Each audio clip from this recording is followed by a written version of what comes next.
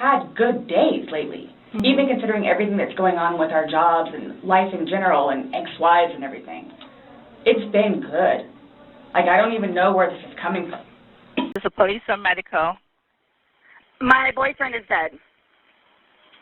All honesty, we have not gotten into it. Okay. That's why, like, the only thing I thought you guys were going to ask me about, which I was going to be honest with you anyway, are the scratch marks on his back. Everything else, I have no idea what it is. No idea what it is. Nonetheless, I've had my son over at the house, too, so... Well, your son... Was his hand still out of the suitcase? Yes. And was he getting out of the suitcase? He very much was trying, yes. And so what did you do? For the split-second reaction that I had, I happened to see that, and I grabbed the baseball bat and was trying to poke his hand to go back in to please don't break through, please. So I hit his hand. Did you hit the outside part of his hand? Yes. We've seen the photographs of his left hand. Did you cause the bruising there? I'm guessing yes. Now, you've seen the bat. All right, correct. Now tell me exactly what happened there. My boyfriend and I were playing last night, and I put him in his case and we were playing. And like kind of hide and seek kind of thing. So I fell asleep, and I woke up, and he was dead in the suitcase. So I don't know what happened. I don't know what happened. Right, okay, what's your apartment number? And at that point, it was funny. We were joking and laughing about it. All right, now, eventually, did you go sit down on the couch and get your phone? Yes. Did I miss something? Well, the suitcase had, from me moving it around, was flopped over. So while it was like that, I thought at that point I had a moment to, I guess, take the time to talk to him while I guess he was not able to get out for a moment. So you flipped it. You got it on the top, right? Yeah. It gets in, but at some point you flip it over so the zipper is on the bottom. Well, it was just kind of how I was moving it around that it ended up kind of flopping, so... It was upside down. Yes. So after you did that, what did you do? They occurred within that time period. So you're talking about day before yesterday? Sunday leading into Monday.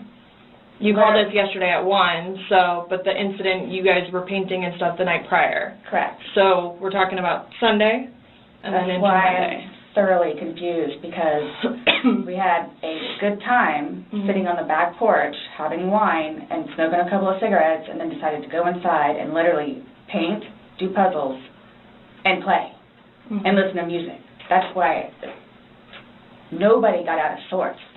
This is what's mind-blowing to me. Like, I have no clue. Nobody laid a hand on anybody. He also had, like on the left side of his forehead, he had basically bruising, and on like his head and his skull. I have no idea. As if something hit him. I considered have not force touched him. trauma. I have not touched him. I have not touched him. Then how would he get those injuries? Tell me and we'll both know. I have not touched him. Yesterday, when we... Do you recall the evening of February 23rd, 2020? I do, yeah. And what about that evening sticks out to you? That sticks out to me from that night was literally just there was a very, very loud noise that I heard that was loud and powerful enough to shake my bedroom wall. And I remember that because I was sitting on my bed on FaceTime with my girlfriend at the time, and I literally felt the wall shake, and it stopped me mid-conversation. And she even asked me through the computer, like, what was that? And I was like, I have no idea. Did you hear any yelling coming from their apartment on that night? Before that, yeah, like it was just arguing kind of stuff. What was the last thing you heard? The last thing I heard was like the loud noise and just a little bit of shuffling, and that was kind of it. It just kind of went silent after that. A 2-story townhouse, so we only had the 1 floor. Understood. And at a certain point in the evening, did you hear a loud crashing sound? Yeah, probably around 10:30, 11 o'clock that evening. And can you describe that sound for us in more detail?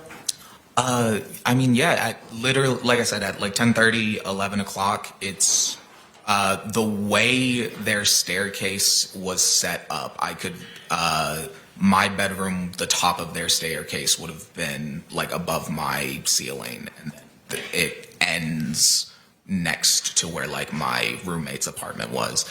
So I could hear something start above me super loud and then fall away from me like it was falling down the stairs. Did this affect the walls that were between your 2 apartments? Oh yeah, me and my roommate, I remember me and my roommate talking the next day about like we could literally, like, it shook both of our rooms. Did you ever have occasion to talk with the defendant about what happened? I never saw her after that. She would have, I never saw her after that.